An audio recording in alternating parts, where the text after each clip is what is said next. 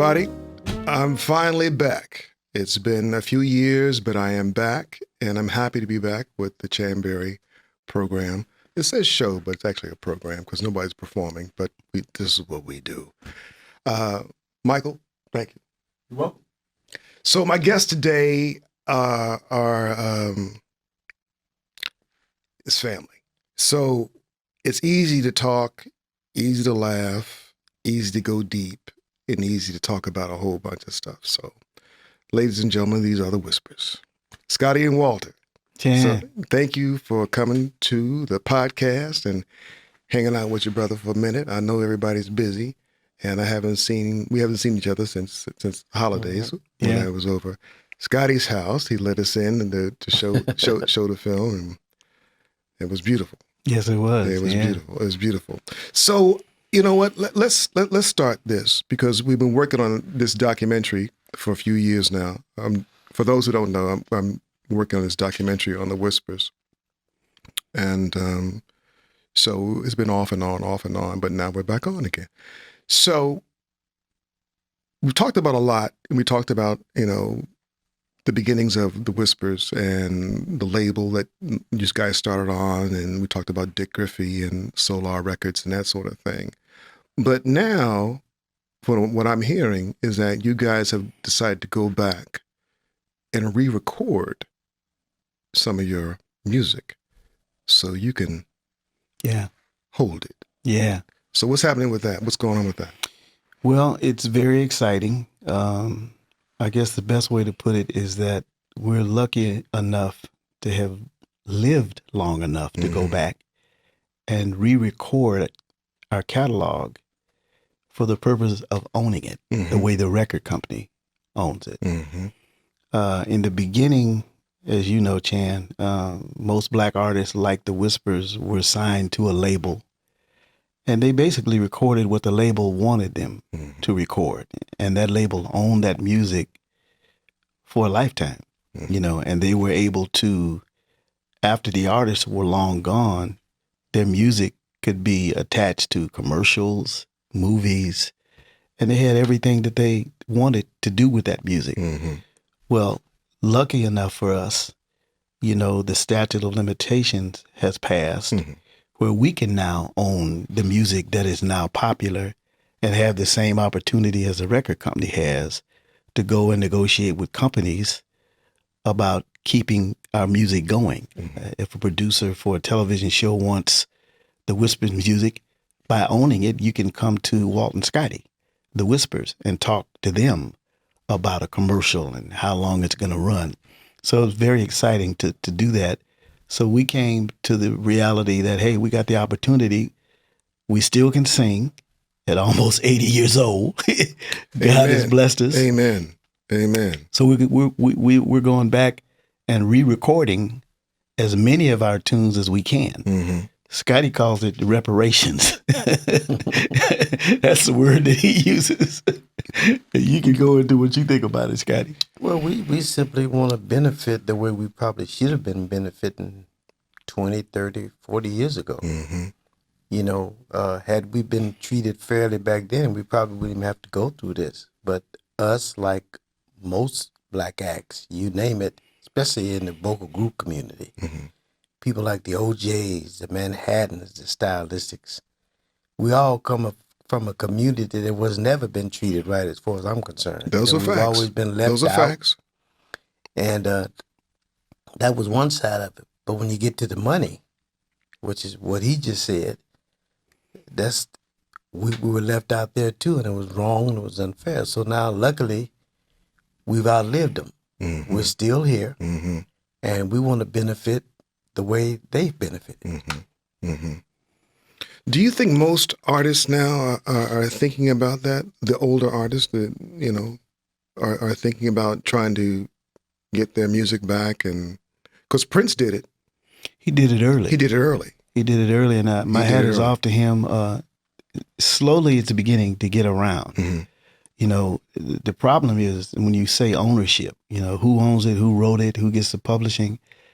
And what we've learned is that ownership means that you have the right to decide what what happens to that money is the publishing, the copyrights. If you own it, the company that has our catalog, Unidisc in Canada, they distribute it, and whenever you want to discuss that music, you go to them and discuss if you want a tune, how much will you be paid for it? Well, now we have the opportunity to do that. So instead of me, if I want a Whispers tune for one of my movies, you'd come to the Whispers. I come to Whispers. Instead of going to Unidisc in Canada, right, you would call the Whispers, which is, we have an organization set up to deal with that now, and you would basically say, I want to use this tune for my next picture.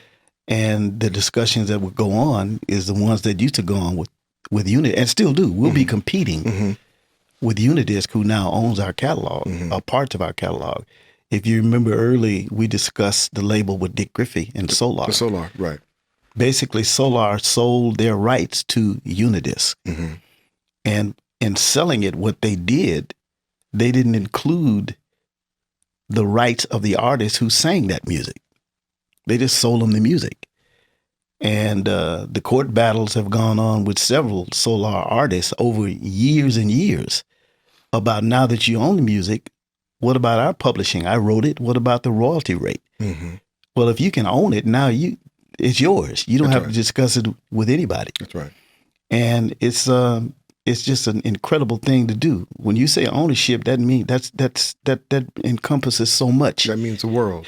That means everything. You own it. You discuss how and where and what and how it's going to be done with it.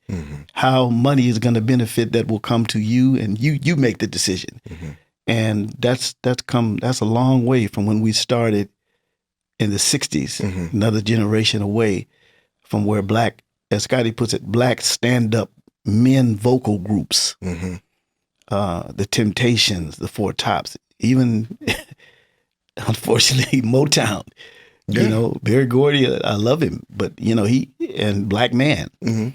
But everything in Motown, him and Smokey, they own the publishing rights, and so the Temptations, as far as we're concerned, as to what we do, they probably were the biggest in our generation stand-up vocal group that we've ever seen.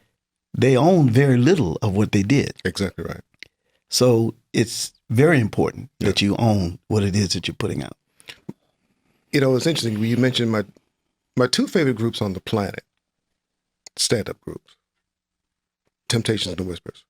Buddy, you got hands down, Temptations and the Whispers. Yeah. You guys have been so constant in your giving us the gift of dance, emotion, love, sincerity. It's been deep. It's been deep because it's like, a lot of people I talked to back in East Orange, New Jersey, and Newark, New Jersey, and in Oakland and Chicago on the South Side. Yeah. Even parts of LA, Atlanta. Even if I'm in Paris, I'm talking to people who know the Whispers music, who have grown with the Whispers music. And it's like, I use a cliche term of the soundtrack of our lives, but it is. We'd be lying if I didn't tell you that it wasn't, So the Whispers, the Temptations, for me, are the go-tos. You never get anything but goodness and excellence out of you guys and the Temps. Switching gears a little bit, which affected the group a little bit about a year and a half ago. Scotty, you became ill. Can we talk about that a little Sure. bit? Oh, absolutely. So, what happened when you got the call? That was the most devastating call that I've ever gotten in my life. Marilla call. My wife and I were asleep. It's about maybe 1:30, 2 in the morning, and they were taking Scotty to the hospital. So we live right around the corner. We got up immediately, and as I turned the corner to go to Scotty's house, I saw all these red lights. The engine was there, the ambulance, and they were bringing him out. And if you know anything, I don't have any other brothers and sisters. We're twins. This is just the two of us. So I tell people this all the time. If you ever know what it's like to have somebody just like go take their fist and punch you in the chest, that's what it felt like. Because my immediate thought was that he was gone. And they got him to the hospital. And we were there for the rest of the night waiting. But Scotty was in the hospital, what would you say, Scotty, a month and a half? I don't think it was that long. Maybe, really? 7 days?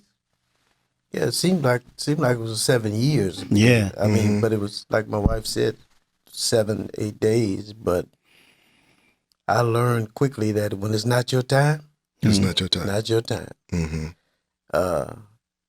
Just briefly, what happened that night before he got there? Typical normal night. Me and my wife, we enjoying our grandkids.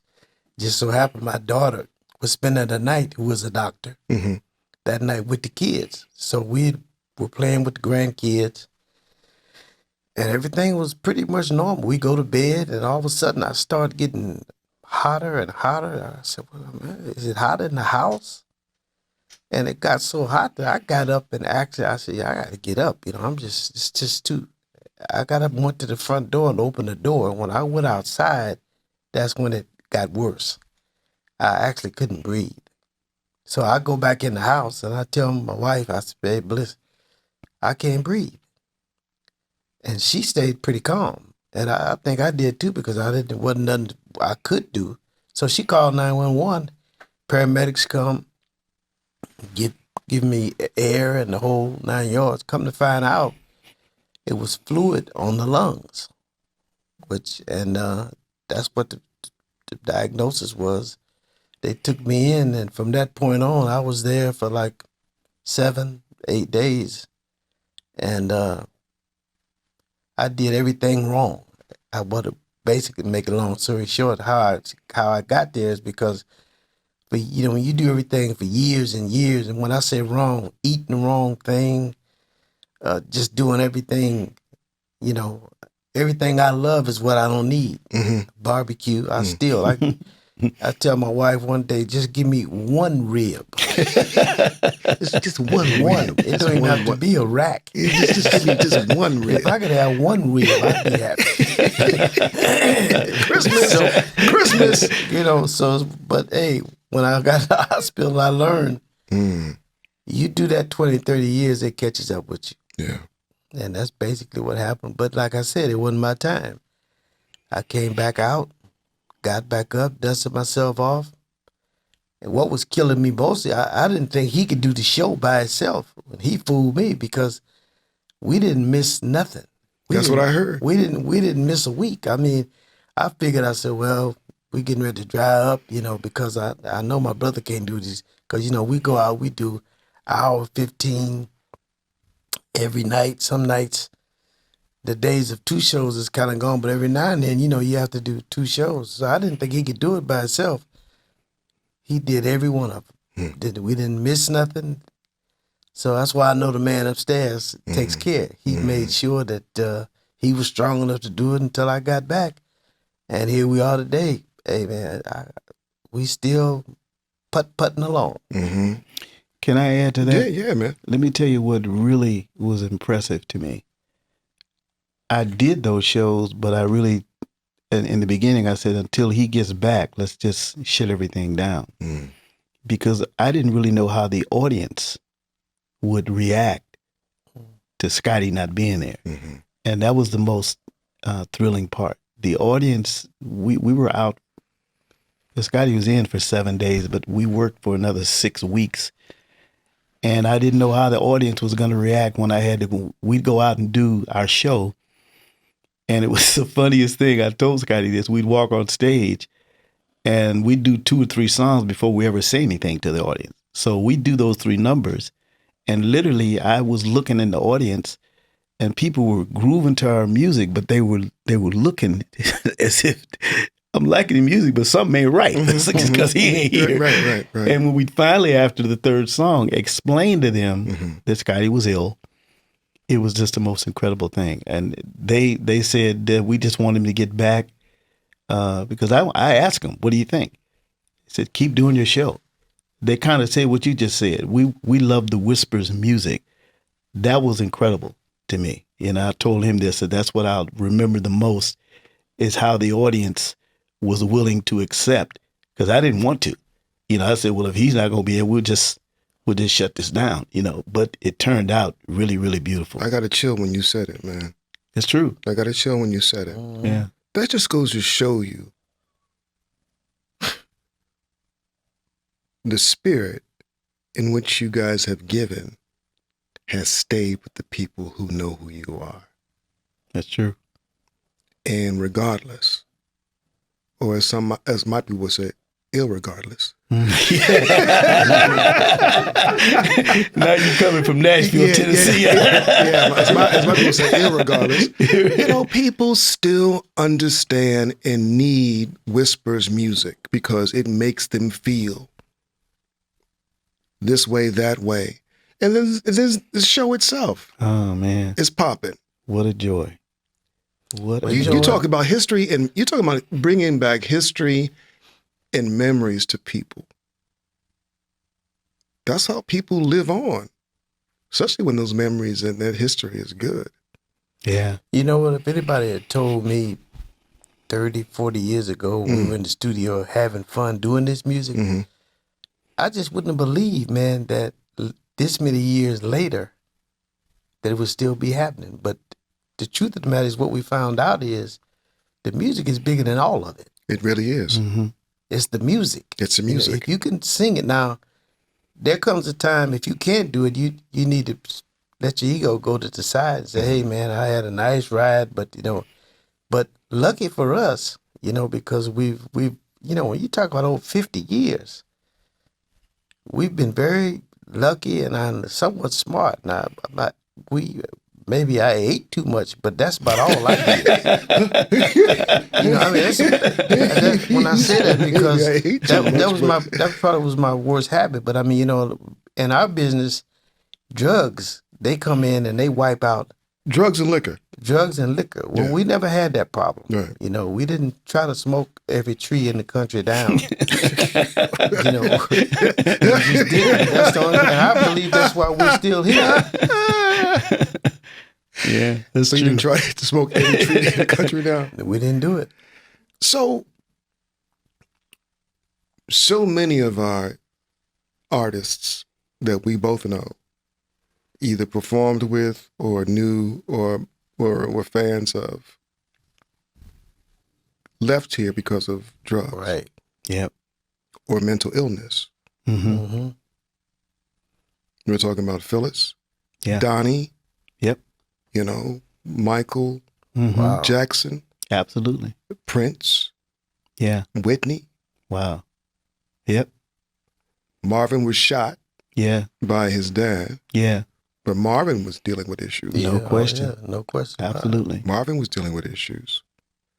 And I was thinking, with your careers, is that how did you guys mentally get yourself together to stay in this business and not lose your minds when everybody else has? Chann, for me, that's easy. I'm looking at the wives over here. The wives are like, yeah, they got answers. No, I tell my wife this all the time. Scotty and I were the luckiest. I truly believe that your stock comes from who was here before you. Mm-hmm. We were lucky enough to have a mother and a father that their personalities. Chann, you just put it. You said we know a lot of them. We even living today, we know people that are doing what you just named. Exactly right. But depending on where you come from, Scotty and I never drank, never smoked, no alcohol, no drugs. And if you met my father, who was a jazz enthusiast, jazz was his world, but he was like that. And I think that here we are now, 53 years later, going through an industry that will spit you out. Chew you up. Chann, all these people like we do. Yeah. This business will take you and spit you out because you come from most black entertainers come from a small beginning, and all of a sudden they got a lot of money. Depending on how young they are, they don't know what to do with it, so they self-destruct. Some of us come from good families. I look at Whitney's family, mother and father and all of them, and Donnie Hathaway. The brother was so talented, he jumped off to just, that's the business that we're in. So depending on what kind of personality you have as to your parents, you're able to withstand that. And I really think that that's what happened to us. We're here today. One of our guys, Marcus, right, who died of cancer, but Marcus had an alcoholic problem. Yeah, right. He came from a good family, but the business was it soaked you up. 1980, here's 5 guys that came from nowhere. We get a big hit after we had been singing 10 years or so before we had the hit. And all of a sudden, we got all this money. You got a double platinum album, touring. And if you don't know what to do, if you don't have a sense of reality, it'll eat you up. And it got some of us, and some of us survived. And we just think today, here we are, 50-something years later, because of our personalities and because of what we came from, we're still here. God has truly blessed us. To still go out. We do shows right today like we did 50 years ago. That's a blessing. It is. In this business. It is. And still staying strong on the stage. Incredible. And giving the show that you give, and people walking away filled and satisfied. Almost 80 years old. That's crazy. Yeah. That's crazy. But, we'll be 80 years old. Next September 23rd of this year, we'll be 80 years old. And it doesn't even look like it. So you guys, Ron Isley, just got through working with him last week. Ron, man. Yeah, in Louisville, Kentucky. Yeah. So Whispers, Isley's been out here in 1959. Wow. They had a hit in 1959 and they got hit 2023, 24. Amazing. It's just that's truly amazing. And you guys are still going also. And it's just, beside having the base of good parenting, coming from that, morals, and a standard of living, and a standard of self, of black self. Does the word God play any part in where you guys have built your confidence in how you are now? Religion, God, spirituality, Yeah. Oh, definitely. We came up, my mother and father, like most black people, they went to church. My dad, not so much, but my mom. We were brought up as Methodists. Born in Texas, but later moved African Methodist? Or just Methodist? Just Methodist. In fact, my earliest memory was when we lived in Hawthorne, Nevada. My father came from Fort Worth, Texas, and my mother brought me and Scotty, maybe 3 or 4 years old, to Nevada. And we attended a Methodist church. And it was like most black churches, the minister was everything, which I talk about, but we don't have to talk about that as a kid. That's a whole nother story. A whole nother story. But it shaped the morals. Right. Right and wrong. Right. And my mother and father were like that. They were hardworking. My dad was the kind of guy, what I remember most, my father never wanted someone to give him something for nothing. He would tell us, earn what you do, earn what you get. Don't expect something that you don't deserve. He was a stickler of not being lazy. You had to do something. That's what my dad put in us. As a matter of fact, just to give you an example, he would get up at 5 o'clock every morning, and he would always tell us, "When I get up, everybody gets up." Everybody At 5? At 5, whether you want to or not. Excuse my French, but get your ass up. And he just believed in that, And now that I go back and think about it, it's really funny because my mother was totally different from him. You know, she used some words too that we don't need to be talking about Yeah. today. But, Yeah. It's funny. but my father was a stickler for being on time and never hated being late. Mm-hmm. You know, those kind of things. And it sticks with you throughout the years. Right. Well, what he didn't say, I got to say it. Yeah. My mother and father loved each other. Profanity, you couldn't use that around my dad. My mother cursed like a sailor. My mother had some words that I like already. yeah, boy. But so you ask yourself, how did these two people, Yeah. you know, Opposites? opposites, Opposites attract. except Right. Exactly. that the one that didn't like cursing ran everything to dad. Whatever he was a guy. Mm-hmm. He took the curse. He didn't like the cursing, but he took it. Yeah. And my mom looked at him as the leader. Wow. So that was a dichotomy that was in our family. But both of them believed in you got to do something. You can't not do nothing. You got to be responsible and don't want no one to give you something if you do not deserve it. They both were sticklers. And we've been that way all our lives. I want to switch gears again. Do you guys remember the first professional show that you did when you had signed your first record contract? The first show you did after you signed your first professional record contract. Well, yeah, I do actually remember, but he wasn't a part of it. I mean, when we first left here, Los Angeles, we were brought up to the Bay Area by a young disc jockey by the name of Sly Stone. There you go. That was before he was Sly Stone. He was a disc jockey at KDIA Radio in Oakland, California. And we had a record out called Never Again. He heard the record, liked it, and said, hey, I'm bringing these guys to the Bay Area. He brought us up to a place called the Fillmore Auditorium in San Francisco. And at that time, he was like the #1 jock on the radio station.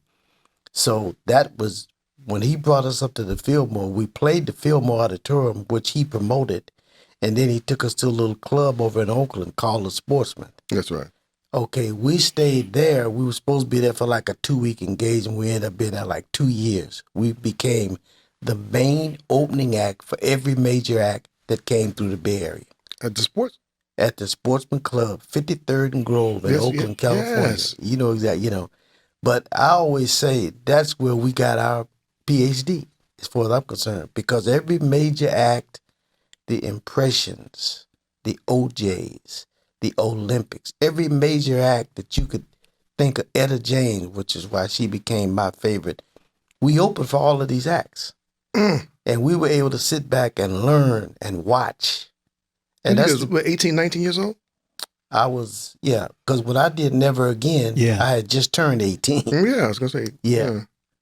But we went up to the Sly Brothers. He's the one that opened the door for us. But once we got up there, Dick Barnett, who owned, not Barnett, but Dick Edson, who owned the Sportsman Club. I'm giving history that you probably don't even. He was an ex-Boston Celtics. One of the first black Boston Celtics basketball players. Okay. Well, he owned the club in Oakland. He opened, and he saw our act and said, "Oh yeah, you guys can be my opening act." And so we every act that came through there, we opened for him for 2 years. 2 years. So you guys moved from LA to the Bay for 2 years. I moved up to Oakland, California, all of us, and he wasn't even in the group at that point. Now I decided to stay.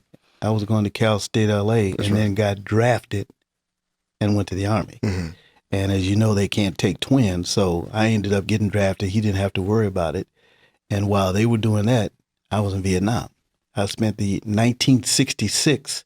I got to Vietnam in December of 65, spent the entire year of 66 in Vietnam, came back to the Oakland Army Terminal and was discharged in January of 67.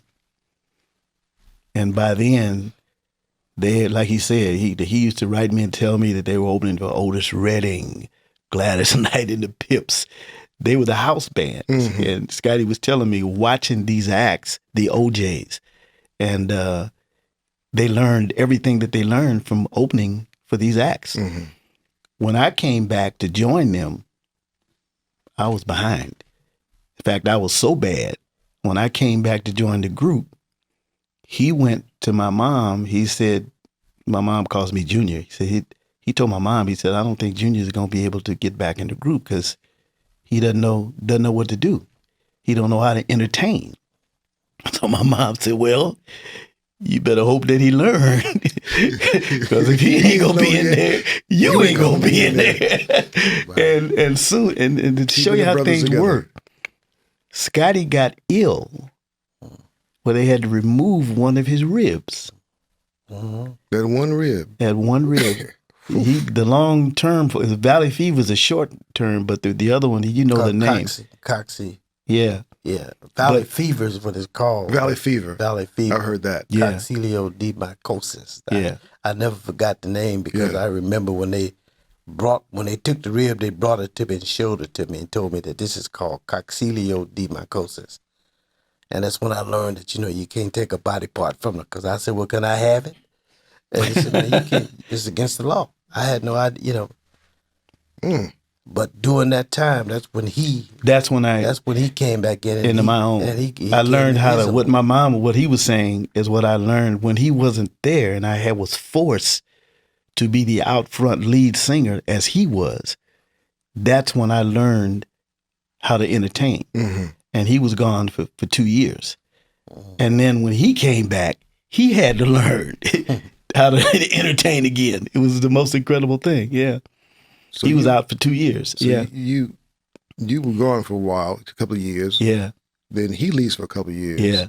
And you guys switch places. Exactly right. That's how it happened. Yeah. My dad left. He came up the whole 2 years from Los Angeles and lived with him until he got better. And funny story, my dad, we had a night for Scotty before he came back, and they raised close to like $6,000 or $7,000 and gave it to me and told me to take it to the hospital and give it to Scotty. So I got the money and brought it back and threw it on the bed. My dad was sitting there. It was like $7,200 or so. So my dad said, half of that is going to be mine, don't you? So, I'm going to need some of that. He said, I'm going to need some of that. Yes. But they raised his money for Scotty, and shortly after he got out of the hospital, and then that was coming back was incredible because watching him, he thought he could come back where he left off. And he learned quickly that being the out front guy as a lead singer, it took Scotty about 2-3 months before he got up physically where he could do that. And it's that the ironic part is that I ended up being to him what he was to me before I went to Vietnam. Yeah, there you go. Yeah. True. And the same thing, even this time when I got out of the hospital, if I had come back when I wanted to, I wouldn't have been. My wife kept telling me, I kept saying, babe, I'm going back next week. That would be and I thought I could until I actually went out. The same thing happened. You just don't realize your body. You say one thing and the body says something else. And it takes a while. I mean, I'm back strong now, but it took me this long to get back, to normal, to where you don't even have to think about it. So, Scotty, changing your diet, first of all, changing this, which changes your whole body, changing your attitude. How rough has it been, or how easy it was it to kind of just, I got to shift because I want to live? Right. Well, I'm still going through that now. I'll be honest with you. I still, some things just never leave. It's like I was saying, I wasn't trying to be funny when I said like pork and things that I've been eating all my life, fried chicken. Right. I mean, it's things that I'm not going to say they're not good for you, but they're not, you got to do it sparingly, but you're right. You get to a point to say, well, either it's this or it's not. Now, if you don't want to be here, you can eat all you like. But you just have to mentally say, hey, do the best you can. So this is where the wife comes in, and she says, if it wasn't for my wife, I'd have had ribs a long time ago. From Woody's. From Woody's. It's right down the street. Yeah, I mean, but I understand it. I mean, I give her all the credit because even right now, I go on the road. On the road, when you do the concerts, they have everything in the world you want right there in the dressing room, and it's very difficult not to, But now, first of all, once I got out of the hospital, from that day on, she now goes on the road with me. That never used to happen. But now that she's on the road, when I go into dressing room or whatever, she checks everything out, what can be eaten and what can't, and I'm fine with it. I have no problem with it. Yes, that's out of love. Yeah. Oh, no question. Yeah, out of love. Yeah, Scotty used to go out on the road, and this is where his wife comes in. After the show was over, Scotty would want to find a barbecue place. 2:30 in the morning. He want to find some ribs, beef. Marilla comes out. Grease. Yeah, grease. Grease. some spiced up grease. Grease. Now that she's on the road with us, Marilla can give you a dissertation on what not to eat, what's in it, what the effects of it are, how it's going to affect you next week. And this is so funny to us because when she wasn't out there, because Scotty is the leader, nobody would really question. Scotty said, I want to find a barbecue place. I don't care where it is. If it takes to 2:30 to find it, I want me some ribs. That don't happen no more. No, those days are gone. Them days are gone. Those days are gone. Long gone. So how do you guys keep your voices? What do you do? I mean, I really feel that we have the things that what we haven't done. I think is why we're still able to basically sing. I mean, you can, like I said, you can maybe eat a little too much, but you can't be smoking, drinking, doing drugs, and we've just never have. And I credit that to why we still have chops. I mean, pretty much singing in the same key. There's no way you can do that if you puffing on a cigarette or for 10 years. You just can't do it. And we just and that's why I believe to this day that we're still able to sing the way that we can. Has the register changed with you? No. Well, your register hasn't changed? No, we sing in the same key today that we did when we was 19. That is amazing. That's crazy. It is crazy. And I never will forget when we had a lawsuit with Solar. I think we talked about this a little bit. But Dick Griffey, the lawyer asked him, we were in a deposition questioning whether we should stay with Solar. We're trying to get away. And our lawyer asked Dick Griffey, why won't you let these guys go? He said, why are you trying to keep them? Our contract was up. And Dick said to him, he said, let me tell you something. These guys are probably going to be singing until they're 80 years old. He said, I can't. This was in 70? He wasn't lying either. We had no idea. I told this is amazing. He was right. Yeah, I never dreamed that we'd be singing, and our shows are, we just like they are when they were 50 years ago. But he said that he's no longer here. Right. But he knew that. And I said to myself, I don't know how he knew, but as Scotty put it, I think one thing, no drugs, no alcohol. I firmly believe that's why we still sing in the same key that we did. We've never done drugs, never drank. So do you guys rehearse vocally? Yeah, we rehearsed at the beginning. We always rehearse. Usually it's late this year, but our rehearsals take place in January. Okay. As to what we're going to do for that year. Sure. We usually have we usually go over what we're going to do. And then during the year, we make minor changes. But for the most part, in January, we meet with our band and sometimes we go to Atlanta, sometimes it's here. But we meet with them and have a rehearsal because the songs that we sing are the same. We change them around and add things to them. Sure. But yeah, that's where the rehearsal takes place. And we've been doing that for over 50 years. Yeah. I know everybody says, what's your favorite song, that you like to sing. What is it like? What's your favorite song you like to hear of yours when you're not singing it? in your home. You know? Of ours. Yeah. It's easy for me, and it's not the biggest song that we've had. For me, it's a song called "Love Is Where You Find It." I love good song. That's I just love singing that song. Yeah. The guy that wrote this song was a country and western guy, and what was so exciting about it, he was from Nashville. Dick Griffey introduced this guy, and we wanted to know, how would a country guy come up with these jazz changes? You know, Chann, you're into jazz. You know what jazz sounds like. You don't equate a guy that sings country and western having a jazz song. But this young man, he sang this song for us, and that was years ago. And it's always been my favorite.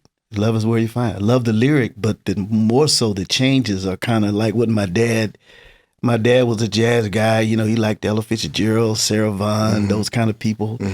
Ahmad Jamal just died. I just heard that yesterday. Was one of my dad's favorite keyboard players. 92 years old. 92. Yeah. Wow. Yeah, I didn't know that. Yeah, I saw it yesterday, and I remember he came to our high school.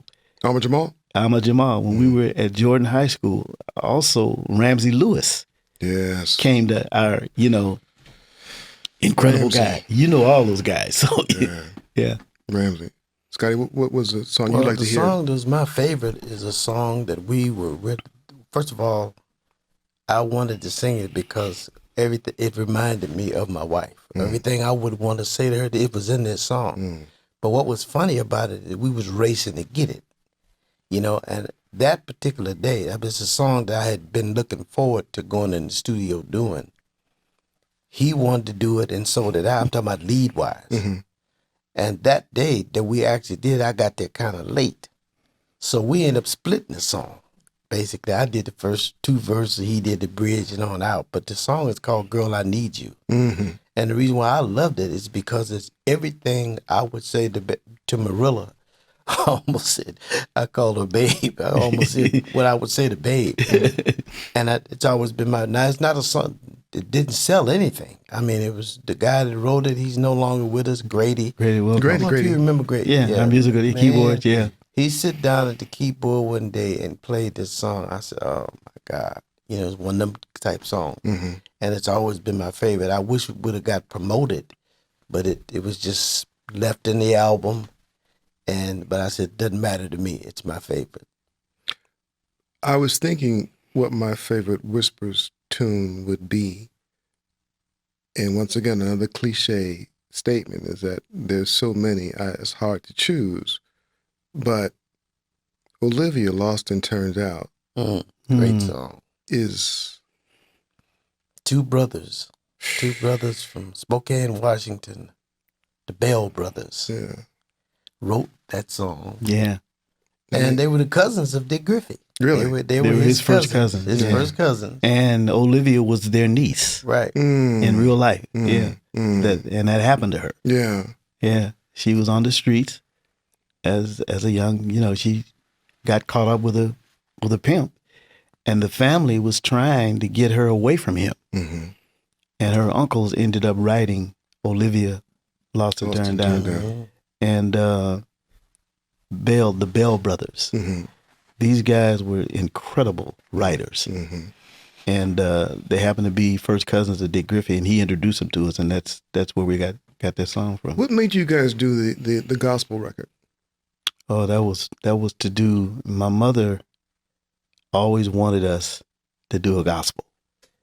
And back in the day when we finally got the hit of And the Beat Goes On, we went to Solar Records and told them that we wanted to do a gospel album.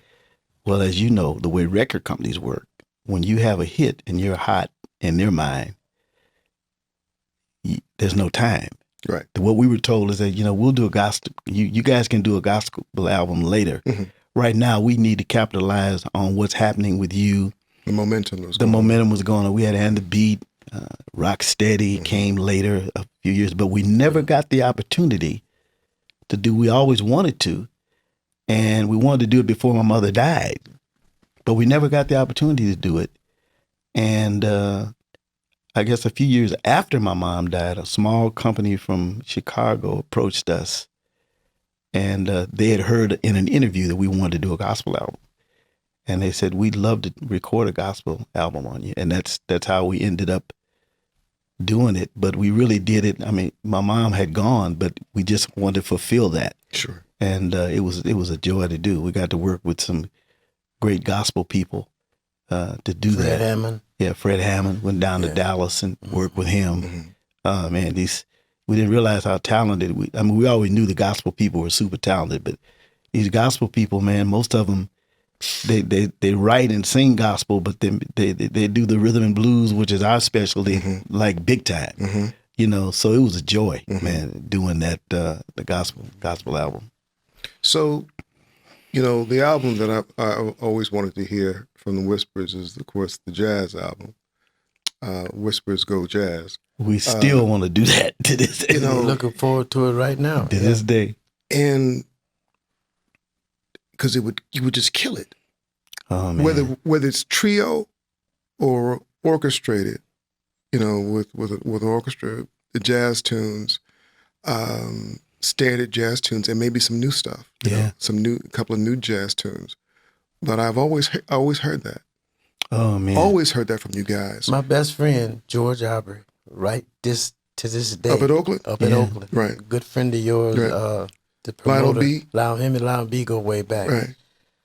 But he, like you, he wants to do a big band jazz album because he loves brass and he reminds me a lot of you because he said, man, listen, he's been knowing us 40 years. Right.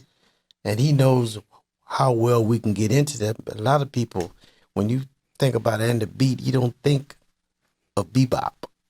You know, they're two different things. And we can get into that, but we just never got around. And I'm hoping before we leave here, we're going to be able to get to do I that. want to be a part of that one. Yeah. Oh, yeah. I want to be a part of that one. So, because I'm thinking is that why can't there be 3 levels of Whispers music and Whisper performances? There could be the funky R&B stuff, you know, with the mellow stuff, but there's the gospel stuff, but then also the jazz stuff that could be played with trio and orchestra, you know, and they could still sell out.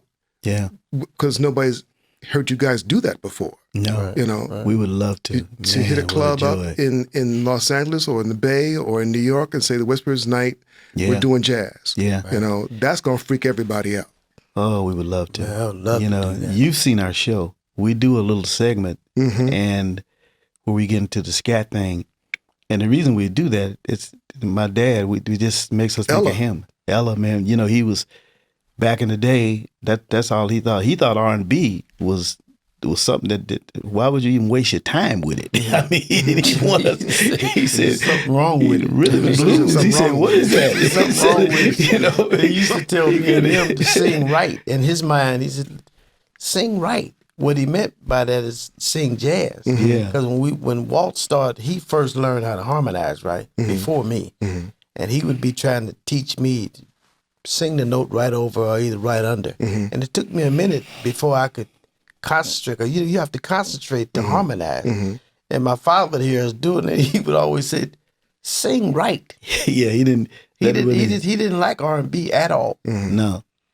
No, he was. The history of jazz that you know all about, Louis Armstrong didn't like when Miles and the guys came in with the avant-garde. I mean, Louis said, "What y'all doing?" You know, he didn't. My dad was like that with R&B. Yeah, he had noise. Yeah. That's what my dad felt about R&B. You know, he just if it wasn't jazz, it wasn't legitimate to him. You know, So what's next for the Whispers? I know you guys start a tour. Yeah. In May, and you're playing May 6th here in LA, right, with Jeffrey Osborne and Confunction, right, at the Greek, right, at the Greek, and then you go on for the rest of the summer. In summer. the meantime, what we've been doing and we'll continue to do, we go from here. The guy that's producing our catalog with us, and you know him, our bass player Magic in Atlanta. So when we get the time in between touring, we're trying to complete as many songs from the catalog as possible. We've done 6 so far, and we got a long way. We got 27 albums, and we're not gonna do all of them, but you start with the most the most notable songs, and we'll be doing that really. And I think for the next few years because we've gotten inquiries from companies and corporations that want to use us in our music, and that's important to us. Sure. But the music has to be available, and we're literally competing with ourselves because what you hear on the radio, 90% of it is stuff that's already been recorded. Well, we're re-recording that. And now you have a choice of negotiating with the company in Canada or the Whispers. And the more we have available, the better for us. Well, also the biggest challenge is, can we duplicate? Because that's one of the biggest problems that we're having is that, of course, I would rather have the original. So you need to be coming as close to the original as you can, and we've done pretty good in doing that. But you don't know that until you hear it. If you listen, I'm listening even myself right now. When they play on the beat, you can play the one that we just did, or you can play the one that we did 40 years ago. Now the key is, which one do you do? If you can't tell the difference, that speaks volumes. Yes, it does. So that's kind of where we are right now. But we talked about this in the beginning. I wanted to make sure I was saying it right. Reparations. Yeah. That's what we're after. Because they didn't call it that back then, but as far as I'm concerned, it was the same thing. Exactly. Stealing. Yeah. I want what if you understand what I'm saying. I Scotty, he can't talk about that much because the more he talks about it, the madder he gets. Hey, it is what it is, right? But a lot of these people, let's think about James Brown, Chuck Berry. They gave them these. I remember when they said that James Brown got a $63 million check, and everybody said, man, he didn't finally get paid. That was a quarter of what he really should have gotten. But we talking generations ago where this country was at that time. And thank God the rappers, I applaud them, man, because younger people, they understand ownership. And when they told the record companies, as Prince did, Prince wrote that on drew that on his jaw and said, this is mine. I own this. You can't own it. Well, the rappers basically did the same thing. They refused to let record companies own all of their stuff. And as I said, before we give it to you, we'll sell it out of the back of our car. And they did. But when we came along, 50s and 60s, you didn't even have that kind of power. You just wanted to get in the game, to be on stage. And people were thinking entrepreneurial, but to actually carry and have it come out, it just didn't happen. So here we are now in 2023, and it's a whole different ball game. And we're just glad that we're still around to be able to take advantage of it. Last question. We good? Last question. Scotty, I want to start off with you. We all have been through some things as black men and black people in this country,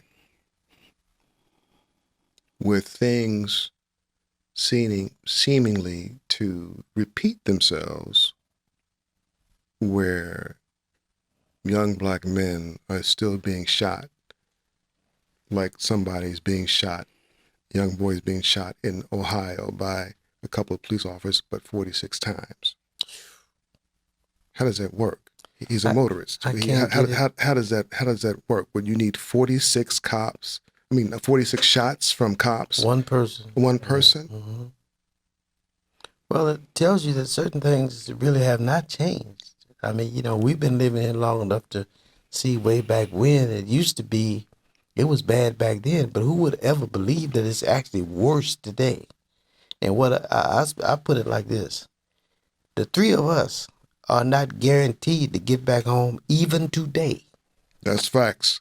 Those are facts. It's as simple as that. Those are facts. You might get back home and you might not. I say this all the time. I said every black man's a stop sign away from being killed. That's right. It is what it is. What can you do? Best thing I would say is use your head. A lot of times, I know this might sound crazy, but I'm just being honest. Some of it was, if you'd had a little more sense, you might still be here. True. But for somebody to die over a license plate? Never. How you gonna make sense out of that? You stopped a man because he had a bad light or a bad tail light, or you mean he gotta lose his life for that? But that's what happens. It's simple as that. So, name of the game is you better fix that tail light. Yeah. Or, we got to fix the hate. Fix it well, yeah. But that's hey. Yeah, we need to fix the hate, and that's the bottom line. But people come to the planet and have these experiences and make these choices. Yeah. And they become other things. Mm-hmm.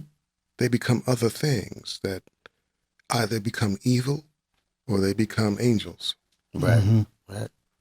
And people are, taking sides now to who we're going to be and how we want to exist in the world. The gun is pointed at us. It's always been pointed at black men. Yeah. Mm. The thing is that what did we do? What did we do That's a $64,000 to take on this sort of hatred when you've been asked to come here to work for me? Mm-hmm. And we did what we did. Yeah.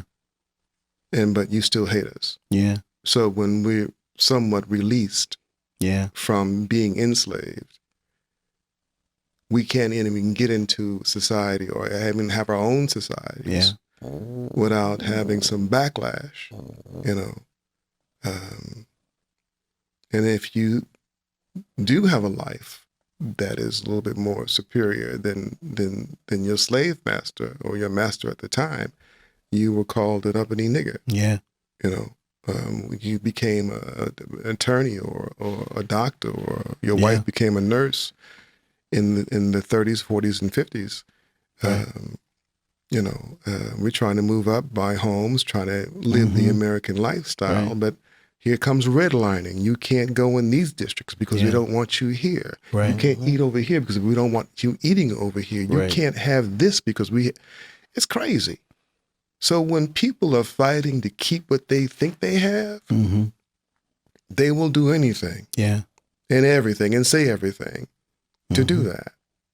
And I get that. Yeah. But when you got it from a place of tragedy and evilness, Yeah. your hand should be burning, holding it so tight. I tell my grandson, who's a sophomore in college now, it basically boils down to one word to me. It's not going to save you, but it'll help you. Education. The more you know, the more you will be equipped to deal. You mentioned redlining. Some people call it gerrymandering. Yeah, right. You know. But if you don't know anything about young people today, I tell my grandson, if you're educated, you will understand. I know it'll get to you if you're stopped. But the more you know, that guarantees you a chance of living because you got more education about what's going on. Mm-hmm. Mm-hmm. You and we all know that this is a remake. What we're seeing now, it happened 50 years ago. Exactly It's right. still happening. Exactly now right. It's happening on a more complicated basis. So it requires that you be more educated about what's going on around you, And them two young men that we saw in Nashville, all you had to do was hear them speak. And they were a perfect example of what I'm trying to tell my grandson. Exactly right. You knew they didn't just talk to be getting headlines. Mm-hmm. They were educated and they knew what they were talking about. Exactly right. So they were able to fight the system. Mm-hmm. That's what's going to be needed if we go one step further today. Mm-hmm. But without it, when we came up to watch riots, I was in Vietnam watching young brothers going into Martin's department store and they were carrying out couches, two guys carrying a couch out. Mm-hmm. They were mad. Mm-hmm. They didn't, because the system had gotten to the point that that's what it came to.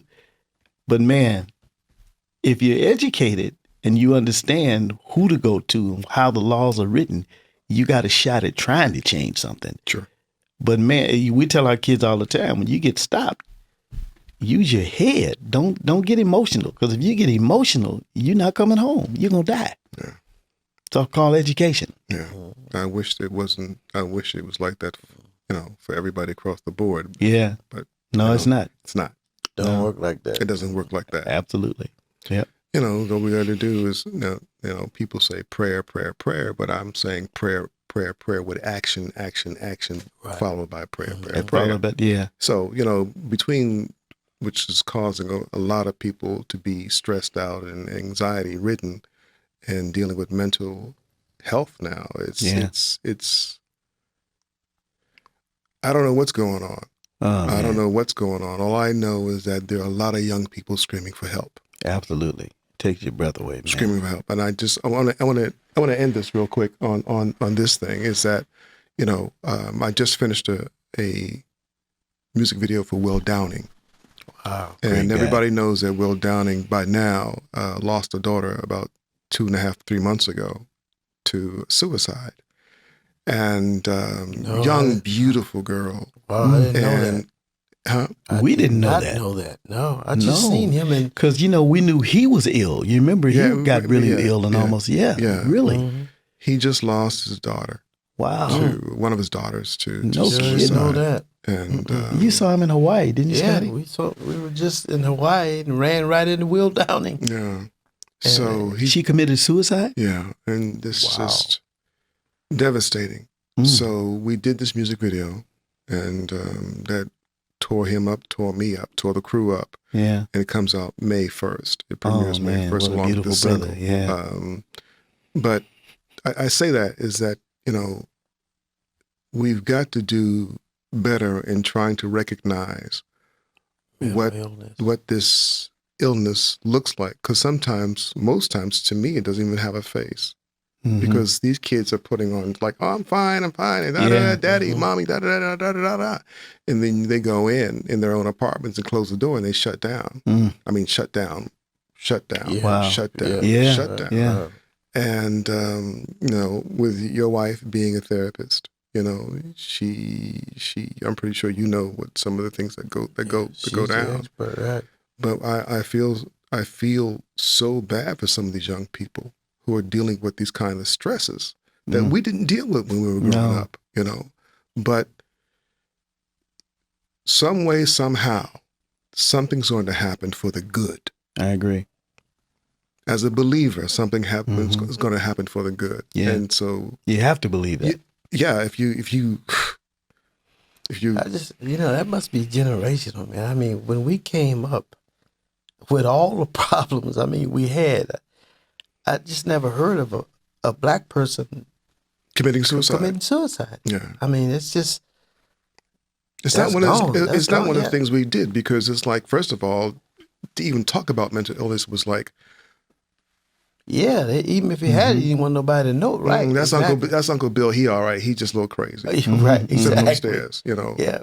But we don't. That's not stuff we talked about. And if we did talk about it, we talked about it privately amongst ourselves, and we said, the Lord gonna fix that. Right. Yeah. Right. We're gonna pray on that. True. The Lord gonna fix Very that. true. But what we forgot to say is that the Lord's gonna fix that, but we need to put some action behind it. Right. Absolutely. And find him some help. Mm-hmm. Because God did make people who were smarter than us to fix those kinds of problems. Absolutely. That's right. But there was so much shame Absolutely. around talking about mental illness in the Black community that we just like, no, we just don't want to. We'll keep that, so-and-so in the house.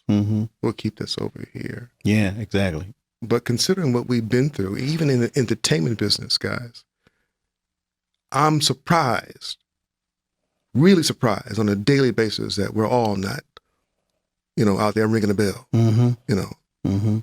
because what this business can do to you, Oh, absolutely. what it can do to women, what it can do to children, what it can do to teenagers, Perfect and what it can do example to of that, Black people. Right.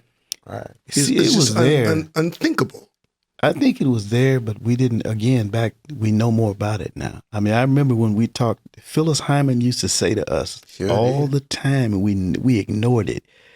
we'd be doing a concert with Phyllis Hyman, man, and she'd walk in the dressing room and say, "Y'all got this. I'm out of here." That's what she would say. Mm-hmm. And we took it as though, what do you mean? You know, she said, "Y'all got this world. I'm out of here." We didn't think anything about that until she committed suicide. In New York. Then it came, I'm saying, I remember what that's, you know, now today I look at Osaka, the tennis player, that, you know, we now recognize when she says, when they say she has a mental illness, we now at least have an understanding that that exists. Mm-hmm. But earlier, back in the day, Black people in particular, you know, you can't be viewed as being crazy. Yeah, because you're viewed as being weak. You're being this, yeah. And not, you know, you're not being lack of stable. education again, man. Yeah. You know, but now we understand it, and you have to deal with it. Yeah. Because it exists. You know, so hey, what are you gonna do? Well, one of the things, the therapies I would suggest is listening to Whispers music. Hey, buddy, That's okay. keep with doing me. that. It's all right with us. Whispers music is great therapy for me. Listen, Thank you. Yeah. So thank you guys for coming down and spending some thank time. you, Chann. Thank you for having us, And, man. Thank you so much. You know how much I love you guys, and I can't wait to finish up this project. Absolutely. And, Thank you for having us, my brother. Once again, God bless. It's all love. You got it. Mhm.